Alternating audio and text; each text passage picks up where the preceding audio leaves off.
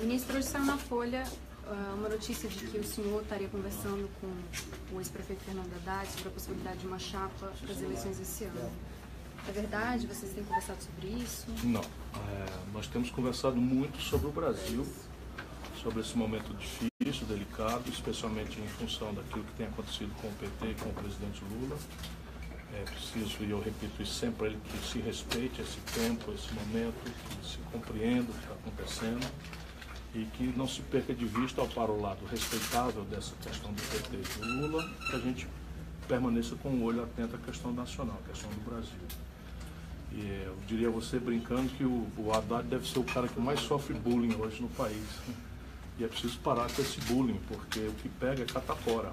A gente precisa conversar, todo mundo precisa conversar com todo mundo, especialmente nós que temos compromisso nacional, que temos compromisso popular, que estamos assistindo ao avanço sobre os direitos, sobre a soberania nacional, sobre a própria institucionalidade democrática, uma certa anarquia, né, com a usurpação de poderes acontecendo à luz do dia, e com sensação grave de injustiça e desequilíbrio na própria atuação do Poder Judiciário.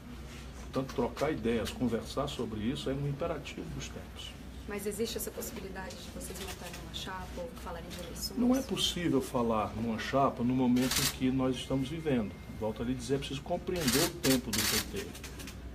O Lula, para mim, volto a dizer, não é uma figura que eu conheço pela televisão, que eu tomei notícia por um comício comovente, ou com quem eu discordo. É um velho camarada de mais de 30 anos, que está passando por esse momento absolutamente grave, delicado, e a gente tem que respeitar esse tempo. Tem que compreender esse tempo. Não pode se estar, do ponto de vista da relação com o PT, se está deixando de compreender o que ela extrapola até o tempo do PT. De minha parte, eu toco o bonde. Né? Tem um percorrido o país, ainda agora estou falando com você na Universidade Uninove, para conversar sobre os fundamentos do drama brasileiro, as pistas de um projeto nacional de desenvolvimento, nossas fundações, e como conversamos ontem, e nossas direções partidárias estão conversando sistematicamente, não há nenhuma novidade, nem merece notícia, acabaram de assinar um manifesto conjunto, né?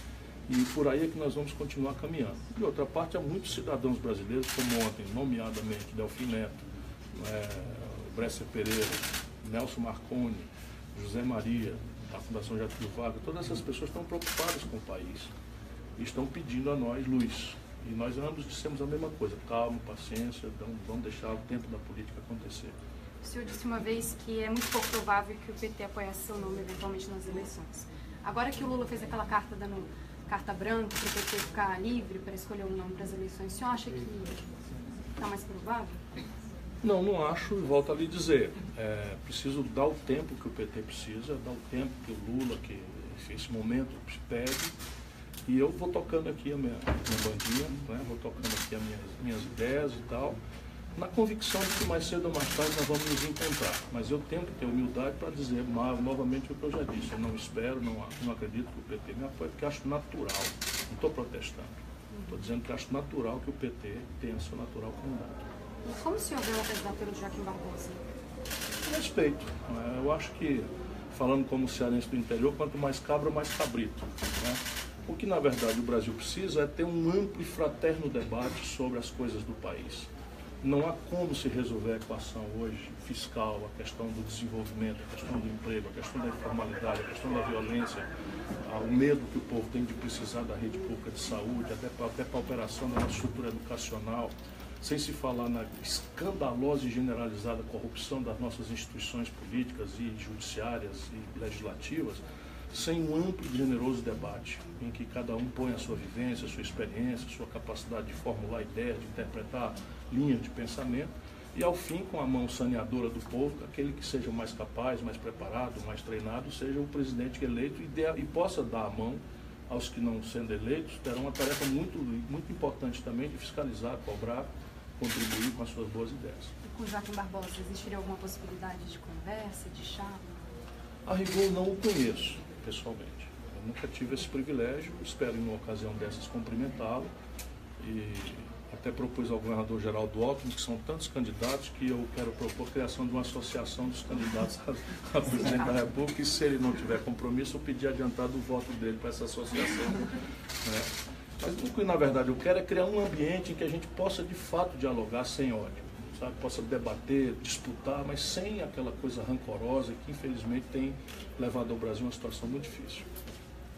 É justamente por conta desse ódio que é importante situações como essa de você falar com a comunidade acadêmica, né? De despertar de novo o interesse para o debate político, para a saúde das relações entre as pessoas. Eu gostaria que você contasse um pouquinho sobre o que você falará hoje com os nossos alunos, mas que os que não estão presentes são mais de 160 mil.